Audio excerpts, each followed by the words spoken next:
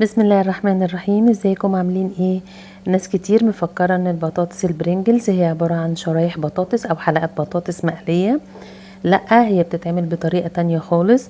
بطاطس بتتسلق وبتتهرس وبتتسوى بالطريقة اللي انتوا هتشوفوها دي. بنقدم كمان معاها النهاردة صوص الثوم بالجبنة، طعمه حلو قوي زي ديبنج كده لغموس البطاطس. بنجيب البطاطس، بطاطسيتين. طبعا انتوا جربوا ممكن تجربوا في بطاطسية واحدة الاول لو انتوا خايفين من التجربة يعني. فاعملوا بطاطسية واحدة الاول وشوفوا هتنجح معاكم ولا هتحبوها ولا لا. بعد ما بنقشر البطاطس بنقطعها مكعبات صغيرة قوي كده عشان انا عايزاها تستوي بسرعة.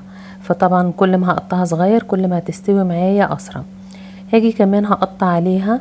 هنا انا هعمل بطاطسيتين عملوا لي كميه كبيره بصراحه. هقطع معاها كمان بصله. البصل بيدي طعم حلو قوي للبطاطس. بيخليها زي البطاطس بتاعت بره كده اللي هي بتبقى بالتوابل وبالحاجات دي. بيديها طعم حلو قوي. هنرش عليها شويه ملح وميه طبعا كتير. وبعد كده نحطها بقى تتسلق. انا اللي يهمني من البطاطس مش بس تتسلق، انا عايزاها تتهري. يعني عايزه اخدها مهريه كده بحيث ان هي تنعم معايا وتبقى سهله معايا قوي. فانا هسويها لغايه ما تتهري خالص وتبقى معايا بالشكل ده كده. طيب باجي بقى بعد كده بجيب الهاند بلندر وبهرسها هي والبصل مع بعض. وطبعا الهاند بلندر بصراحه بينعمها جدا. فانا عايزاه بصوا اعملها زي الكريمه في ثواني يعني. بس لو مفيش هاند بلندر مفيش مشكله خالص. انت ممكن تجيب الهراسه بتاعه البطاطس اللي هي دي او حتى الشوكه العاديه وتهرسي بيها، بس تكون البطاطس سخنه عشان تبقى سهله عليكي. كده كده انت بصي الهاند بلندر عملها ازاي. كده كده انتوا هتنزلوها من مصفى فهتنزل ناعمه. فلو مفيش هاند بلندر مش مشكله خالص. بنزلها بقى من مصفى اخرمها ناعمه كده عشان خاطر لو في اي كتل او اي حبيبات المصفى تمنعها او تحوشها. زي ما احنا شايفين بقت كريمي خالص زي ما يكون كريمه بالظبط. هو ده القوام اللي انا عايزاه او الملمس بتاع البطاطس بتاعتنا اللي احنا عايزينه زي ما احنا شايفين كده. هاجي بقى بعد كده انا هحط عليها، هي المفروض يتحط لها ساور كريم. لو ما عندكوش ساور كريم ممكن تجيبوا الكريمه العاديه او حتى وش اللبن اللي احنا بنشيله. بنحط عليه حوالي نص معلقه من الخل ونقلبهم كده مع بعض بتبقى قريبه قوي لطعم الساور كريم. هاجي بقى بعد كده هضيف معلقه من دقيق القمح، دقيق العادي بتاع المخبوزات معلقه واحده بس واقلبهم مع بعض. وبعد كده بحط الساور كريم اللي احنا عملناه انزله كله بالشكل ده كده. الطريقه دي حلوه لو انتم ما عندكوش ساور كريم لان انا بصراحه بلاقيه بصعوبه.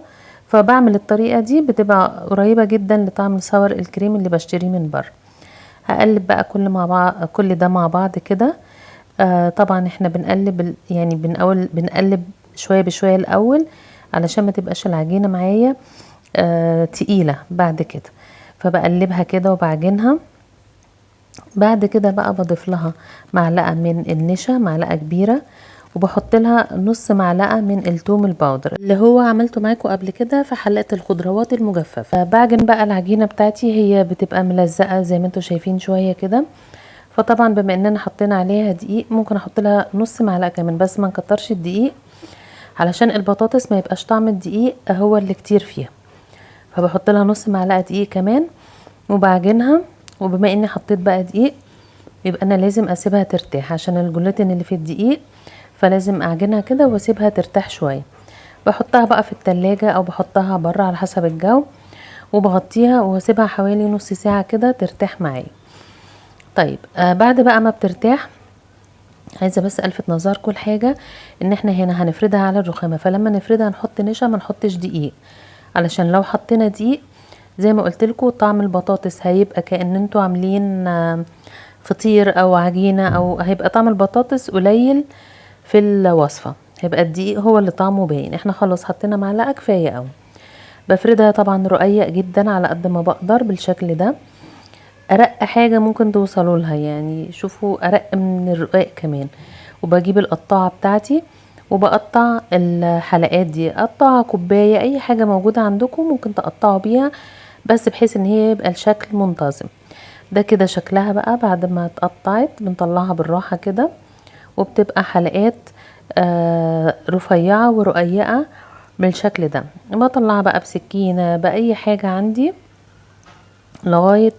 وبعد كده البقى ده من حوالين الدواير بعجنه تاني وبرجع اعمل نفس الحلقات دي لغاية ما بتبقى عندي شكلها الحلقات بالشكل ده كده، بتبقى رقيقة وبتبقى بالشكل ده. بقى الصاج بتاعي بحط فيه ورق زبدة، او لو عندك السيليكون ده بصراحة تحفة في الخبز، يعني بجد لما تجيبوه تخلوه فيه منه كمان مدور حلوة قوي قوي، ما بيخليش الحاجة تلزق وجميل في الخبز. انا هنا بدهنه احتياطي دهنة زيت خفيفة كده، وبرص بقى البطاطس بتاعتي. ليه بدهنه دهنة زيت خفيفة؟ علشان دي بطاطس ودقيق وكده، فيبقى طعمها حلو، يعني ما تبقاش عبارة عن معجنات كده من غير زيت خالص. وباجي على الوش بمسح برضو مسحة زيت كده عشان لو في دقيق بتاع ده نشا اللي احنا كنا بنفرد عليها الزيت، يعني نمسحها بالزيت فتبقى طعم البطاطس كأنها مقلية، بس في نفس الوقت بتبقى خفيفة، يعني مش مقلية مش شاربة زيت. فباجي بقى بعملها عليها كلها كده وادخلها في فرن درجة حرارته متوسطة لغاية ما بتستوي. على بقى ما بتستوي بنعمل الصوص بتاعنا. بجيب معلقة من الثوم الناعم جدا دقاهم ناعمة قوي، ومعلقة زبدة ومعلقتين كبار من اللبن، وبحط المفروض احنا نستعمل جبنة شيدر بس انا ما كانش عندي شيدر فحطيت موتزاريلا، بس هي الوصفة بالجبنة الشيدر. نقلبهم كده مع بعض وندخلهم بقى في الميكرويف لغاية ما بيسيحوا، وبيبقى عندي صوص كده، ده بيبقى ديبنج كده بناكل بيه البطاطس بتاعتنا. زي ما قلت لكم الوصفة اساسها الجبنة الشيدر. في ناس لو انتوا حابين تقلوا البطاطس دي هنقليها في زيت، بس زيت ما يكونش سخن، يعني زيت تكون درجة حرارته هادية شوية او متوسطة، عشان لو سخن مجرد ما بنحطها على ما نيجي نحط اخر واحدة هنلاقي البطاطس اتحرقت مننا وحمرت قوي.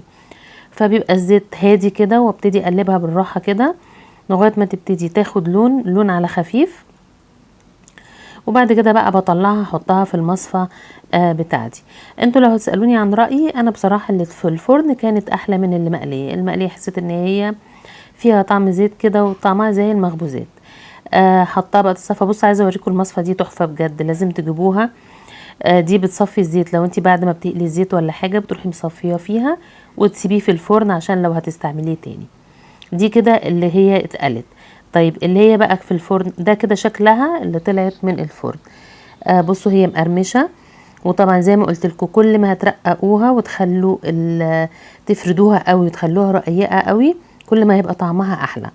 وما نكترش الدقيق. بصوا بعد لكم تاني حتة الدقيق اهو، ما نكترش الدقيق، يا دوب معلقة. لو حسينا ان القوام خفيف نحط نشا، ما نحطش دقيق. ده كده البطاطس بقى مع الدبنج اللي عملناه. وهنا بقى حطيتها كده في علبة، يعني بضحك عليهم يعني في علبة برينجلز، وطبعا كلوها وعجبتهم جدا وكان طعمها تحفة. يا رب تكون عجبتكم، واشوفكم على خير في فيديو جديد ان شاء الله.